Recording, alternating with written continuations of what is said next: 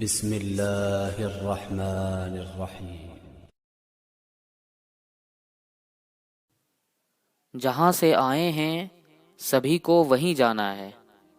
دنیا میں کتنے بھی ہاتھ پیر مار لو، گھوڑے دوڑا لو، ٹھیک اسی جگہ جانا ہے جس بنیاد سے اکھاڑ کر اس عارضی ٹھکانے پر بھیجا گیا ہے۔ پر جیسے پاک صاف آئے تھے ویسے پاک صاف جائیں تو کمال کی بات ہے۔ دنیا کی ہر لذت کے ساتھ کوئی مصیبت وابستہ ہے۔ دانا پڑا ہو تو اس کے ساتھ جال بھی ہے۔ انسان دانے کی تمنا کرتا ہے لیکن وہ جال سے غافل ہوتا ہے۔ آپ کون ہوتے ہیں کسی کی عبادت کے بارے میں حتمی فیصلہ دینے والے؟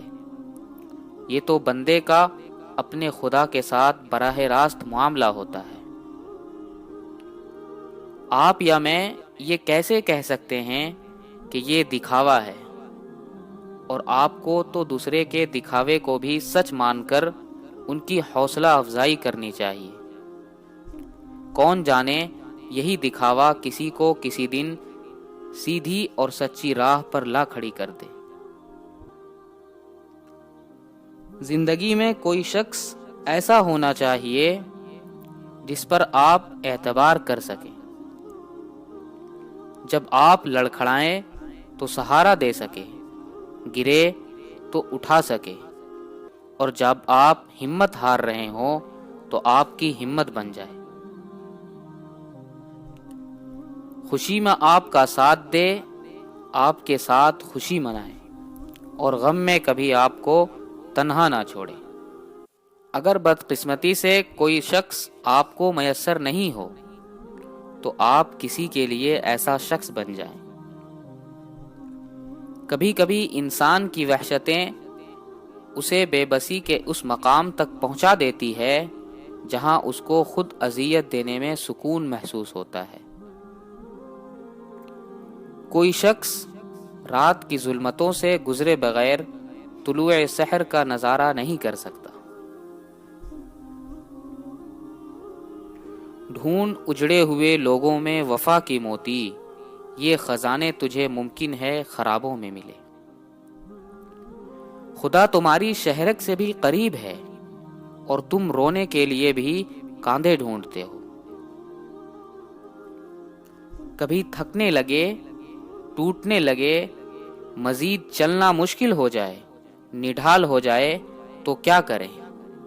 اوپر دیکھیں، مسکرائیں اور کہیں اس سے تیری محبت مل جائے گی نا۔ تو چل رہا ہوں، گر رہا ہوں، مگر چل رہا ہوں۔ اگر تیری رضا میرے ٹوٹ جانے میں ہے تو ٹوٹنا اعزاز۔ بس اتنا کہنے کی دیر ہوگی، آپ کا دل سنبھل جائے گا۔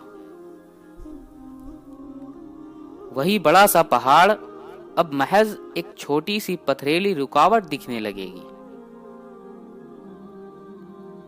جب ایک پھول مرتا ہے تو اس میں سے بیج جنم لیتا ہے، جب بیج مرتا ہے تو اس سے پودا پیدا ہوتا ہے، اور یوں زندگی جاری اور ساری رہتی ہے۔ زندگی ہمیشہ موت سے زیادہ طاقتور ہوتی ہے۔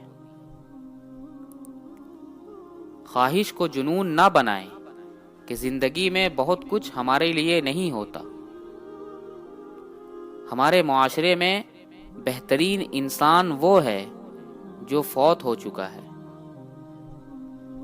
دنیا کی سب سے بڑی حقیقت بھوک ہے، جو اخلاقیات کے سارے سبق، عقیدے کے سارے کرشمے اور زبان فلسفے کے سارے جوہر۔ انسان جب تک اپنا مول نہیں لگاتا انمول کہلاتا ہے۔ حضرت امام مالک رحمۃ اللہ علیہ فرماتے ہیں، غصہ ایسی آندھی ہے جو دماغ کا چراغ گل کر دیتی ہے۔ ابن جوزی رحمۃ اللہ علیہ فرماتے ہیں، اصل کمال علم اور عمل دونوں کو جمع کرنے میں ہے۔ حضرت بابا فرید رحمۃ اللہ علیہ فرماتے ہیں دشمن کی دشمنی اس سے مشورہ کرنے سے ختم ہو سکتی ہے۔ صلح اور صفائی عیبوں کو ڈھانپنے کا ذریعہ ہے۔ حضرت ابو بکر صدیق رضی اللہ عنہ فرماتے ہیں انسان خود عظیم نہیں ہوتا، اس کا کردار عظیم ہوا کرتا ہے۔ واصف علی واصف فرماتے ہیں جب صلح ہو جائے تو پرانے جھگڑے بیان نہ کرو، اس شخص کو معاف کر دو جو آپ کی مرضی کے مطابق نہیں چل رہا ہے۔ انسان کی تقدیر اس کے مزاج کے شکل میں اس کے اندر موجود رہتی ہے۔ یہ مزاج خواہش پیدا کرتا ہے، خواہش عمل پیدا کرتی ہے، اور عمل ایک نتیجہ پیدا کرتا ہے، اور نتیجہ تقدیر ہے۔ یقین رکھو جس نے مقدر لکھا ہے وہ اسے بدل بھی سکتا ہے۔ دعاؤں کے جواب بھلے فوراً نہ ملے مگر توکل رکھو کہ دعاؤں کے جواب ضرور ملیں گے۔ حضرت علی رضی اللہ عنہ نے فرمایا اگر تمہاری آنکھیں خوبصورت ہے تو تم دنیا سے محبت کرو گے، لیکن اگر تمہاری زبان خوبصورت ہے تو دنیا تم سے محبت کرے گی۔ جب سکون کی کمی محسوس ہو تو اپنے رب سے توبہ کر لو، کیونکہ انسان کے گناہ ہی ہیں جو دل کو بے چین رکھتے ہیں۔ وہ فرماتا ہے یہ سختی کچھ وقت کی ہے، صبر کر لو، میں صبر کرنے والوں کو پسند کرتا ہوں۔ کسی کا دل نہ دکھاؤ، اس نے صبر کر کے اللہ پہ چھوڑ دیا تو تمہارے لیے مسئلہ بن جائے گا۔ ضروری نہیں کہ آپ کسی کا دل دکھاؤ اور وہ منہ سے ہی بد دعا دے۔ جب بھی کوئی آپ کی وجہ سے اپنے رب کے سامنے روئے گا تو وہ آپ کو بہت مہنگا پڑ سکتا ہے۔ قدرت کا قانون ہے دنیا میں تم کسی کو بے چین کرو گے تو تم خود چین اور سکون کی زندگی نہیں گزار سکتے۔ حضرت علی رضی اللہ عنہ فرماتے ہیں خدا پر بھروسہ رکھو اس بچے کی طرح جس کو اگر ہوا میں اچھالو تو وہ ہنستا ہے، ڈرتا نہیں، کیونکہ وہ جانتا ہے مجھے پیار کرنے والا کبھی گرنے نہیں دے گا۔ انسان پر بھروسہ کرنے کے لیے اس کی زبان نہیں، اس کے کردار کو پرکھنا چاہیے۔